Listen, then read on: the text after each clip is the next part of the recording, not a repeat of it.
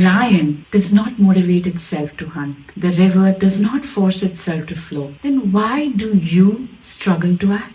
Let's unlearn. Laziness is not your enemy. It is not something to be defeated. It is the greatest gift life has given you if you only understand it. Feeling lazy, you think, is your biggest flaw. There are days when you just lie on the couch, binge watch shows, scroll endlessly on your phone, and eat snacks that you aren't even hungry for, and you feel this weight in your chest that why am I like this? Why can't I get it all together? This guilt is the disease, not the laziness. When I started looking at my so-called laziness, I realized I wasn't lazy. I was tired, burnt out, or just resisting doing things that didn't light me up. Or it was an easy option at that moment to choose to act or to distract myself. You live in a world that worships busyness. Everywhere you go, people are running to work, running after success, running after money, and running even after happiness. And in all this running, you have forgotten how to sit, how to stop, how to be. Laziness is life's way of telling you to pause, to stop running. But instead of listening, what do? You judge it. You say, I am lazy, I should be doing more. You feel guilty, as if laziness is the sin. Stop fighting laziness, sit with it, and something magical will happen. Laziness will turn into rest. So there are two types of laziness. The first is a laziness of awareness. This is the laziness of Buddha, sitting silently under a tree doing nothing. This laziness is sacred. It's not inactivity. It is deep rest. It is being fully alive without the need to do.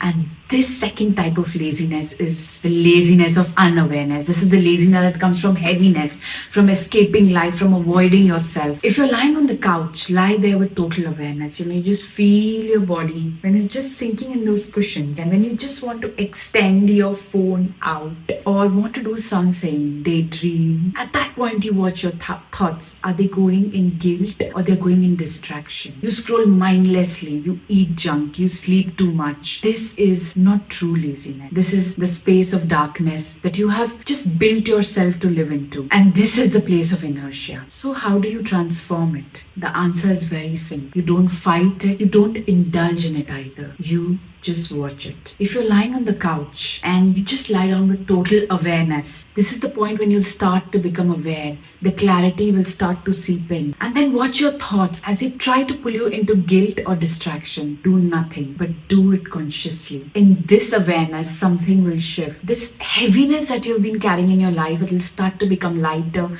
and lighter. And once that heaviness, the place of darkness starts to become lighter, your actions will arise naturally. You don't have to force yourself to move. You want to move. Have you noticed children? They don't need motivation. They wake up with energy, curiosity, wonder because they are playing with life. But as adults, you've forgotten how to play. You've made your life into a series of tasks, deadlines, responsibilities, expectations. Why would you want to move under such a way? You wake up and before you even brush your teeth, you already are overwhelmed. Your to-do list feels like a giant mountain. And instead of climbing it, you just freeze. And you call it laziness. But deep down, it's something more. Don't make your morning routine start your morning routine. If you need to do, you need to exercise. You don't need to always think about going for 60 minutes directly. Because when we start to plan mini goals with some play around, we are more successful than creating the goals that are vast, that take more time. Initially, it becomes difficult to achieve them.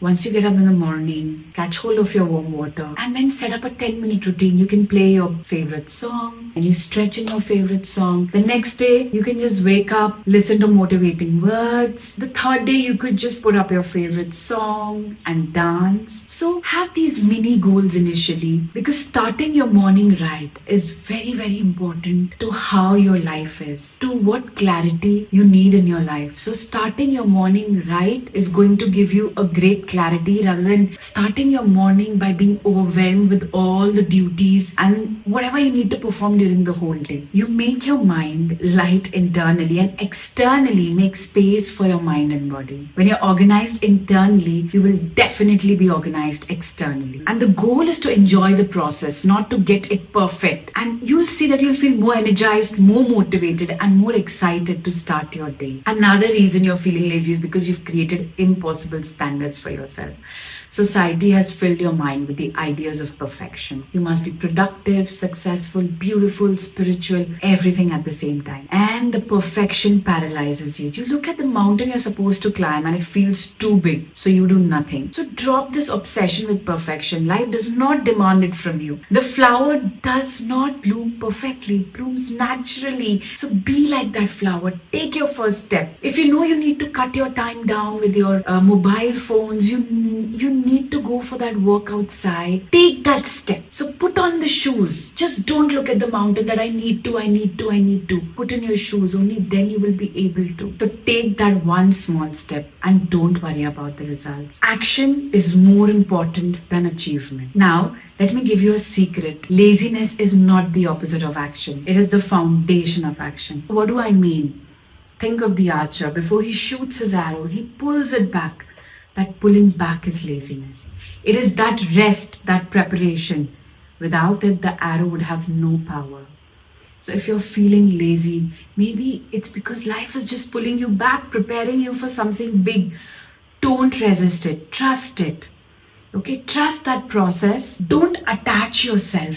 See how, with self-awareness, how good you get at this. So once I asked my teacher that how do I overcome laziness? And she told me, just prepare tea. So focus entirely on the tea. When you're done, your laziness will be gone. And I was like, but how? And she smiled. She said, laziness only exists in the mind that is divided. When you give your full attention to the present moment, there is no room for laziness. So the next time you feel lazy, don't fight it. Do one small thing with full awareness. Even making tea can be transformative.